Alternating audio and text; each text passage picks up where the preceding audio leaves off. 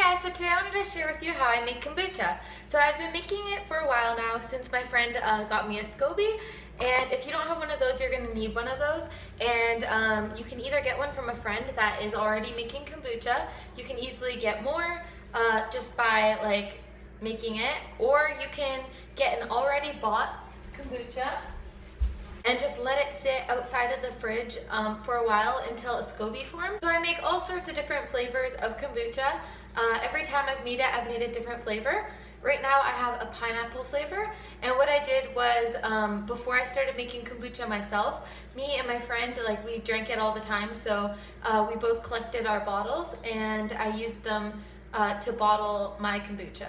So like I was gonna buy some bottles, like some glass bottles, but they were like $12 each, and I'm like, okay, I can either buy kombucha and reuse the bottles or spend that much on it, so I rather bought the kombucha. So I have a whole bunch of bottles that I can use to bottle it.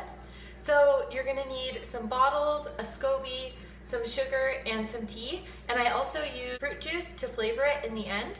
But this is a process that does take a week or longer. So yeah, let's get started. So I just have this big bag of organic cane sugar that I get from a local store. It's an Amish store, and yeah, I just get a big bag of organic cane sugar. I have tried using coconut sugar as well. It just really colors your Scoby and it doesn't look as good, and it kind of leaves like chunks in your kombucha. So I do like to use just like cane sugar. You can also use white sugar or other kinds of sugars, but I just like to use the organic cane sugar. I find that works best for me. So then you're also going to need tea. So what I use is green tea in mine. You can also use black tea, but this is the brand that I use. It's just traditional green tea, and I have two types in here actually. It was getting empty, so I have one that has ginger. So this one, it's organic green tea ginger. And then just this one, it's just all green tea. So what I'll do is I'll do 3 packets of each. So I do 3 packets of the ginger and 3 of the just normal green tea. I have done just the green tea as well, and it tastes really good too, but now I do like to add the ginger.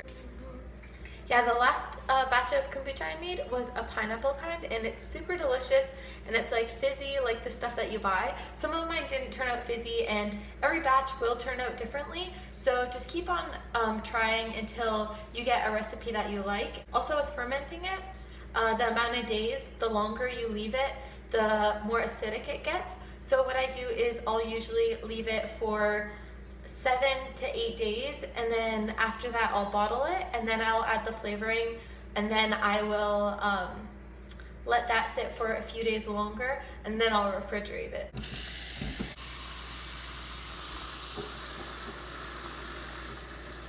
So I have this big pot here, and you're going to want to add 12 cups of water to it.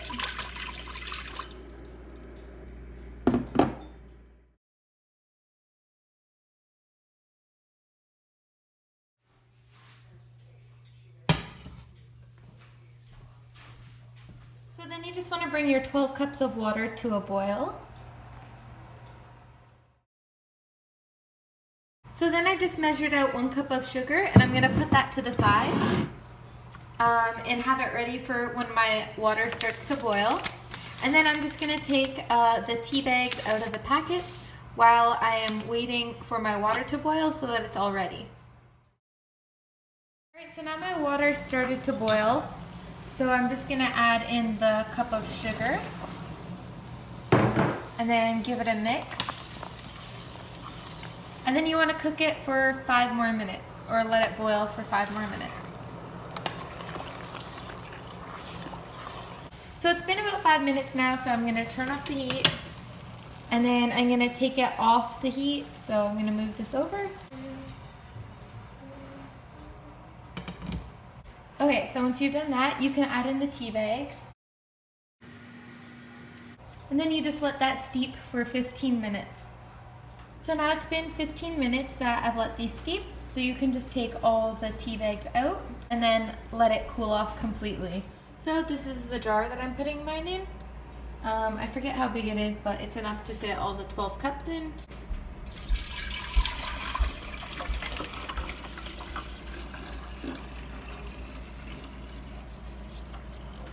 So this is my Scoby, and when you're not using it, you need to cover it with plastic wrap really tightly so that it doesn't keep fermenting.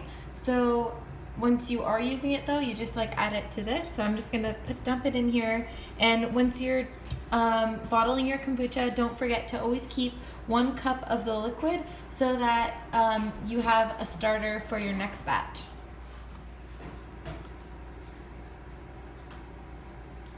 So as you can see, it's really slimy, but yeah, you want to put the shinier side up. So just throw that in there.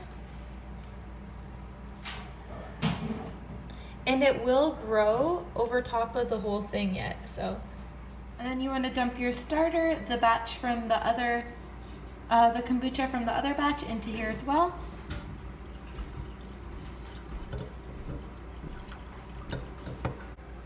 So then you want to cover it with a coffee filter. So you don't want to use anything very tight because it's supposed to ferment. So you cover it with a coffee filter and put an elastic over top. So once you have your elastic and your coffee filter over top, you're ready to sit and wait for about 4 days. You can start tasting it if you want. I usually wait 7 though, because I know I like it 7 to 8 days. But yeah, now you just wait. Also make sure you keep it in a cool and dark place. I'm gonna bring mine into the basement.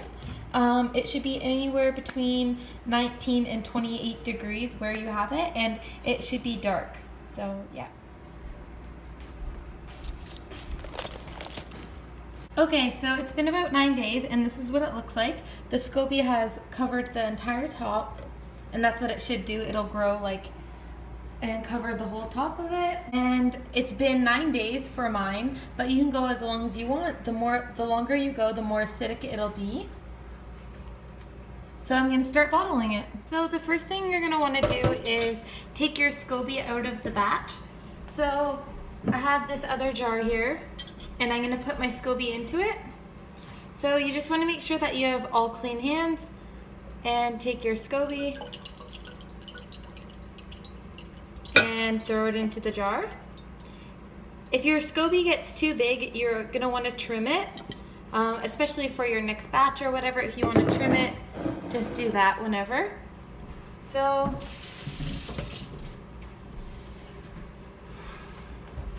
then what I have is a can, and you're going to want to make sure that it has a spout so that it's easy to pour into your bottles or jars, just so that it doesn't spill as much. And I do this in the sink just to make sure that I won't spill. And you want to dump some in. I don't do mine all the way full right away, just because it's easier to dump it in. So there we go. So I have these old kombucha bottles that I saved to bottle, so I wash them and save them, and then when I have a batch of kombucha ready, I bring them upstairs and I have them ready to bottle. Actually, another important thing that I forgot to mention you should do before you start bottling, you need to put 1 cup of kombucha with your Scoby for your next batch of kombucha that you make. And if you want to store it and you don't want to make another batch right away, you still need to add the cup of kombucha to your jar and put a layer of plastic wrap over to make sure that it stays good and doesn't keep fermenting. So now I have a cup of my kombucha in the jar with my Scoby, and that's good to go. I'm just gonna throw a piece of plastic wrap over that because I'm not gonna be making another batch right now. So I'm gonna put a piece of plastic wrap over that to make sure that it doesn't keep on fermenting.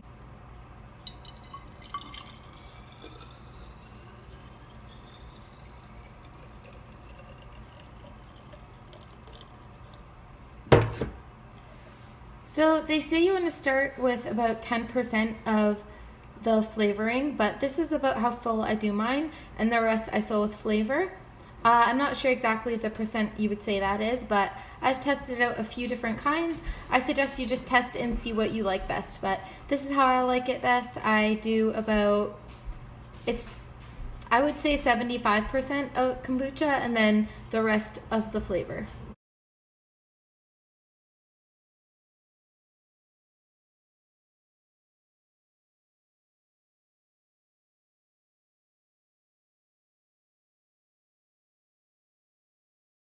So these ones I just filled to the top. I didn't add any flavor to them because I do like it plain as well. You really don't have to add any flavor at all if you don't want to, but I like to experiment different flavors. So the last batch that I made, I used this all natural pineapple juice, but you can use like any type of juice that you want. And this time I'm going to use this cranberry juice and also this grape juice. Okay, so when you're doing it, I suggest dumping your juice into the can you used as well. Just because that way you won't spill. So you can experiment, like I said, exactly how much flavoring you want to add. I'm just gonna fill this up.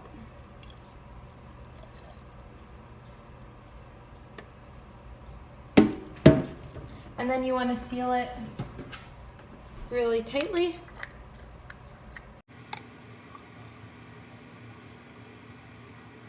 So next I'm going to use some of this grape juice.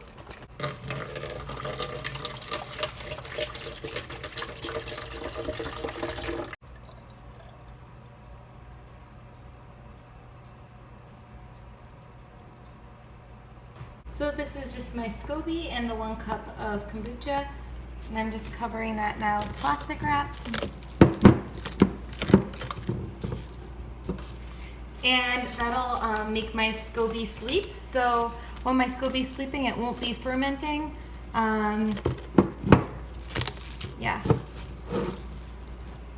There we go. And it'll stay like this for a really long time.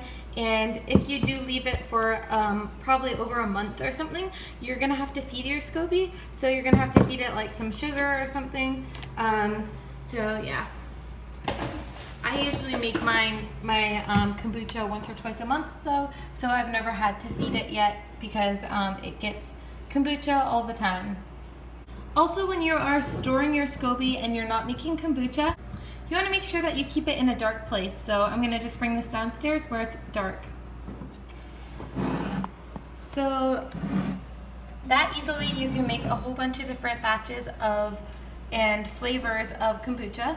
So this is the cranberry kind, this is the grape kind, oh wait, this is grape and cranberry mixed, and then these are the grape ones, and this is just the normal. And I also did make a pineapple one that looks just like this. And what I'm gonna do now is I'm gonna leave this to ferment out here for another day or two, and that'll just give it a little bit of a fizzier flavor. And then I'm gonna throw them in the fridge. So once they're done fermenting, you throw them in the fridge. And yeah, you can taste them before you do that, just to make sure you like the flavor it has. And like I said, I fermented mine for 9 days this time, but you can taste it as you go and see what you like best. Alright guys, so that's everything. If there's anything else you guys want to know about making kombucha, or if you guys have any questions about anything, leave them in the comments below and I'll try and answer them for you. Alright, I'll see you guys in my next video. Bye.